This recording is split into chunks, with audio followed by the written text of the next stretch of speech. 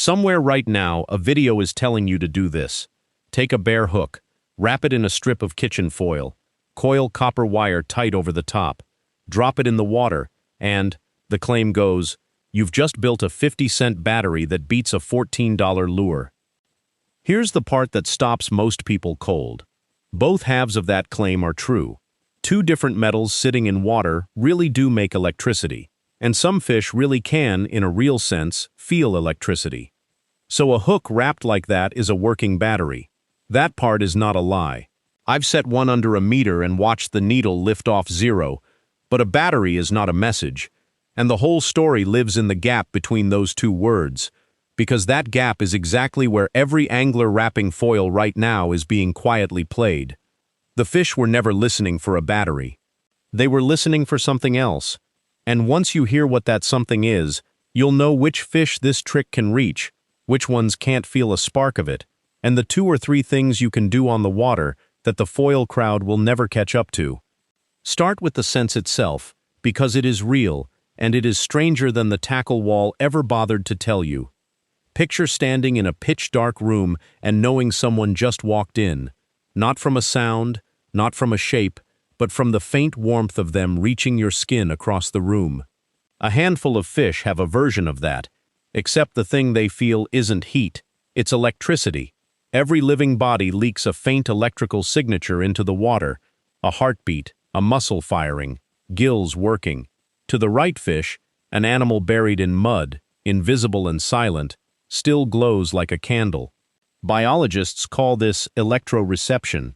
This is not fringe. Adrianus Calmine, working in the 1970s, showed a shark could find a flatfish buried completely under sand. No sight, no smell, no vibration, steering in on nothing but the weak electric field the prey's own body gave off. Theodore Bullock, one of the researchers who built this whole field of study, spent a career mapping how deep it goes. Settled biology. So here's a fair question. If fish carry a hidden channel like this, why is every lure on that wall, the holographic paint, the rattles, the 3-dimensional eyes, dead silent on it? The lazy answer is a conspiracy. It's the wrong answer. The real reason is quieter, and it's the reason this channel exists. You can't patent a fish's nerve. You can't bottle a sense of electricity and hang it in a blister pack on a peg. There is no version of this you buy again next spring in a fresh color. A sense is not a product, so an industry that lives on the next product had no reason to ever put it in front of you. It was never hidden, it was just never worth anyone's money to mention. Which leaves you and me to sort the part that matters. If the sense is real, does the foil trick speak to it at all? To answer that, we first have to know who is even listening. Because this is the first thing the foil videos get flatly wrong. They'll tell you your walleye, your bass, your pike are swimming voltmeters. They are not. Think of electroreception like an old family tool that most of the family threw out. Far back, a lot of fish had it. Then across most of the bony fish, the enormous branch that covers nearly everything you cast for, evolution let it go. Bass, walleye, pike, trout, crappie, bluegill, as far as the science shows, they do not have this sense at all. Wrapping foil to send an electric message to a largemouth is like whispering to someone with no ears. It doesn't matter how clever the whisper is. A small, odd club kept the tool, or grew it back. In the fresh water you fish, that club is short. Catfish, sturgeon, and paddlefish. The catfish is the standout. A catfish is close to a swimming tongue wired to a swimming antenna. It tastes the water across its whole body, and it reads electric fields, built to hunt in muddy black water where eyes are useless. John Caprio, a neuroscientist at Louisiana State University, who spent a career mapping how a catfish reads its world, described it in a way that sticks. The taste buds aren't only in the mouth, they run across the entire body. A catfish doesn't swim through a scent trail so much as swim inside a map of one. Stack the electric sense on top of that, and you're looking at the most sensitive close-range hunter in your lake. Sturgeon carry a row of these sensors under that long snout, reading the bottom for buried clams and worms. Paddlefish have its strongest of all. That entire paddle is studded with receptors, but a paddlefish filters plankton and will not take your hook at all. Where it's legal to target them, it's by snagging, which is not our kind of fishing and is tightly regulated, so set them aside. So before we test a single thing, you already hold an edge the foil crowd doesn't. You know this entire subject is a catfish and sturgeon conversation, and nothing else. That alone stops you wasting a good idea on a fish that can't feel it. Now let's find out whether the foil even works on the fish that can. So put it on the bench. A bare high-carbon hook, a wrap of aluminum foil, a coil of copper. In water carrying any minerals at all, which is every lake and river, those two metals start trading electrons. The aluminum gives them up, the copper takes them, and a current runs. Lay a meter across it and you'll read a real voltage. Depending on the water, somewhere from around 0.6 of a volt up past a full volt. The foil video is right to exactly that point. There is electricity. Now watch what happens when we ask the fish instead of the salesman. In 1917, two researchers, George Parker and Anne van Huysen, ran almost this exact experiment, a century before it ever went viral. They lowered metal rods into a tank with a blindfolded catfish, and they watched. The catfish felt the rods from a distance. Real. But here's the finding the foil videos never quote, the one that turns the whole thing inside out. When a lot of metal was exposed to the water, throwing a strong galvanic current, the catfish swam away. It was only when very little metal was exposed, a weak trickle of current, that the fish turned toward the rod and nibbled it. Sit with that. The stronger the signal, the harder the fish ran from it. Your foil-wrapped hook is the strong end of that scale, not the weak one. By the one experiment that ever tested this directly, you haven't built a dinner bell. You've built the thing a catfish is more likely to avoid. And that's not a knock on the fish's gear. It's the whole point of it. A predator that lunged at every buzzing scrap of current in a lake would spend its life chasing corroding cans. The sense is tuned to the weak, living signal on purpose. Strong and steady reads as wrong. And it gets worse for the trick when you look at size. The electricity a fish is built to hunt, the leak off a living body, is almost unimaginably faint. A catfish reacts to fields measured in a few tenths of a millivolt across a centimeter. A shark's gear reads down to 1 or 2 microvolts. Microvolts. Your foil battery is pushing most of a volt, thousands of times stronger than anything a real animal gives off. It isn't imitating a wounded baitfish. It's the electrical equivalent of standing beside a mouse and firing an air horn. Loud is not the same as convincing. So where did the foil crowd even get the idea that most of a volt is the magic number?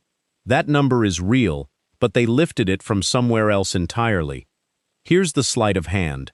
The figure floating through these videos, around 0.6 of a volt as the sweet spot, fish spooking somewhere past it, is not invented. It comes from a real place. It just has nothing to do with a hook. Back in 1979, a researcher named Daniel Nomura, working through the University of British Columbia, ran controlled voltage tests from commercial salmon trolling boats. Not hooks, boats. He found that when the boat's downrigger cable carried a small positive charge, around half a volt, king salmon came to the gear better than with no charge at all. Sockeye liked it nearer a full volt. Pushed the voltage too high, past roughly 0.7, and the fish backed off. There's your 0.6 of a volt. There's your too much repels them. It's real trolling knowledge, and it is about the electrical field around an entire boat and a long steel cable dragging through open water, not a scrap of foil sitting dead still on one hook. So the foil video did something subtle and wrong. It took a real number from boat-scale salmon trolling, pasted it onto a hand-wrapped hook, and dressed it up as the voltage of a dying minnow. Two true facts, welded into one false picture. That's the whole trick, and now you can see the seam. And notice who the blur serves. A real sense you already own, worked through free, fresh bait, sells nothing. A mysterious voltage you can chase with kits and wire and little boxes, sells for years. The fog between those two isn't an accident of the internet. It's just the more profitable version of the story. Which raises the better question, the one worth staying for. If the electricity is real, and some fish do feel it, then somewhere in here is a genuine edge. There is. It's just not the thing you wrap. It's 3 things you do.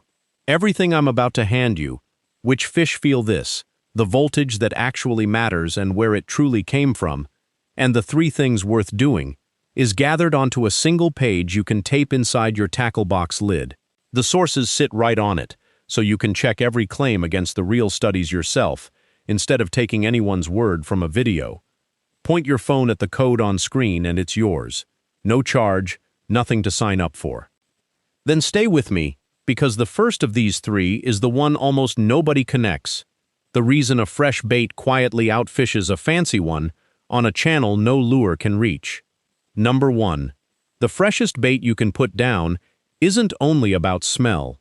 It's a live broadcast on the exact channel we've been circling. Here's why it works. A living or freshly cut baitfish is still leaking that faint bioelectric signature, the tiny fields off working muscle and nerve that a catfish is built to home in on. The moment that bait dies and sits, the electrical signal fades within minutes, long before the smell does. So think about what most anglers actually hand a catfish. A chunk of bait that's been thawing in the sun since breakfast. It still smells. But electrically, it went dark hours ago. To a catfish reading the water on 2 channels at once, scent and field, you've offered it something only half lit. Caprio's 2 maps again. The scent map is still there on a thawed chunk, but the electric map, the one that says this is alive, right now, has already gone cold. So how do you use it? Cut your bait fresh, on the water, right before it goes down. A fresh cut piece is still electrically on, in a way a frozen block never is. Where live bait is legal for your water, a lively baitfish outbroadcasts a dead one on both channels together. And rotate it. Swap that bait on a schedule, every 20 or 30 minutes, instead of soaking one dead chunk for 2 hours. You're not only refreshing the scent, you're keeping the light on. Now the mistakes to avoid. Don't stretch this to bass or crappie. We set it and it holds. No electric sense. So for them, it's purely a scent and look game. And fresh matters for other reasons. And don't read this as a reason to move live bait between waters to keep it lively. Carrying live bait or live fish from one lake to another is how invasive species and disease spread, and it's illegal in a lot of places. Match the water you're standing in, and check your state and local regulations before you use any live bait. That's Edge 1, and it costs you nothing but timing. Edge 2 costs you a $5 meter and changes how you see your own boat. Number 2, and this one's for anyone who trolls. Your boat is talking to the fish whether you want it to or not. The only question is whether it's saying the right thing. Why it happens. Remember Nomura's salmon and that half-a-volt window. A boat sitting in the water is its own big galvanic cell. Metal hull, motor, wiring, all of it leaking a small voltage into the water. Land in that friendly zone and, for trolled salmon and trout, it can draw fish toward your gear. Let it drift too hot, past that 0.7 of a volt line, and you've turned the whole boat into a repeller. This is the real story under an old dockside mystery. The guy swearing his new boat just doesn't catch like the old one did. He may not be imagining it. His new rig could be running electrically hot. How to use it? And this is the honest, legal version of the entire electricity idea. Get a simple multimeter, a few dollars, and learn to read the voltage your boat puts into the water. The goal is not to blast out some magic signal. It's the opposite. Keep your boat quiet and in that mild, natural zone so it isn't scaring fish off your spread. 9 times out of 10, fixing a boat that's running hot, a bad bond, a stray current, is the difference, not adding a gadget. You're reading the natural charge between the boat and the water. Plenty of downrigger anglers already do it, and there are meters built for exactly this. If the number sits mild and slightly positive, leave it alone. If it's running high, you've likely got a grounding or corrosion issue worth solving anyway. The mistakes. First, this is a trolling for salmonids thing, best supported for salmon, trout, and kokanee, so don't expect it to move your bass. Second, and this one matters, do not confuse any of this with putting power into the water to catch fish. Running current through the water to draw or stun fish is electrofishing. It is illegal for regular anglers in nearly every state. It is genuinely dangerous, and it is not what we're doing here. We're listening to our own boat and turning it down. not broadcasting. Check your state regulations if you're ever unsure which side of that line you're on. Edge 3 is the simplest of all, and it's the one the foil crowd got exactly backwards. Number 3. If you're working catfish or sturgeon in slow, clear, still water, where they lean hardest on that field sense, keep your terminal end electrically boring. Why? Go back to 1917. Strong galvanic signals pushed those catfish away. A rig that's a little galvanic cell of its own, a bright clash of dissimilar metals, a corroding snap, a foil experiment, can, in the wrong water, put a cautious fish on edge for no gain at all. I'll label this one honestly. It's a reasoned position, not a settled law, and in most fast or stained water it won't matter. But in the exact conditions where these fish rely most on their electric sense, quiet is safer than loud. How? Nothing exotic. Clean, non-corroded terminal tackle and resist the urge to turn your hook into a science project. Let the bait's own faint, real signal be the thing in the water, not half a volt of hardware shouting over the top of it. And the mistake here is the whole foil trick itself, bolting a strong, artificial signal onto your hook on the theory that louder is better, when the one direct experiment we have says louder sends them the other way. So set those three side by side, and step back to the hook we started with. Go back to that hook from the opening. Bare steel, a wrap of foil, a coil of copper, sitting on the bench. Nothing about it has changed in the last 20 minutes. It's still a working battery. It still makes real electricity. Everything the video promised about the metal is true. What changed is that you can now hear what the fish hears. And the fish was never asking for a battery.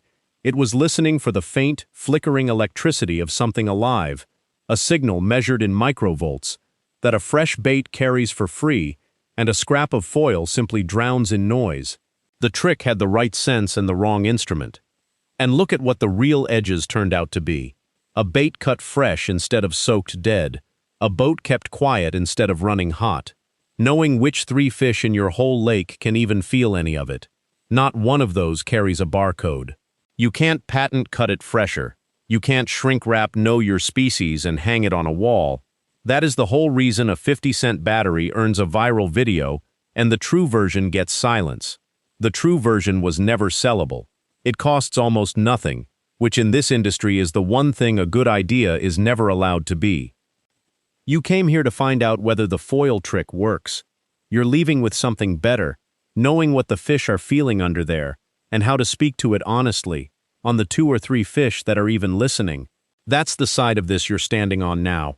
If you'd rather fish knowing what the tackle wall has no reason to tell you, subscribe, and we'll keep pulling the rest of it back into the light, one quiet, unsellable truth at a time.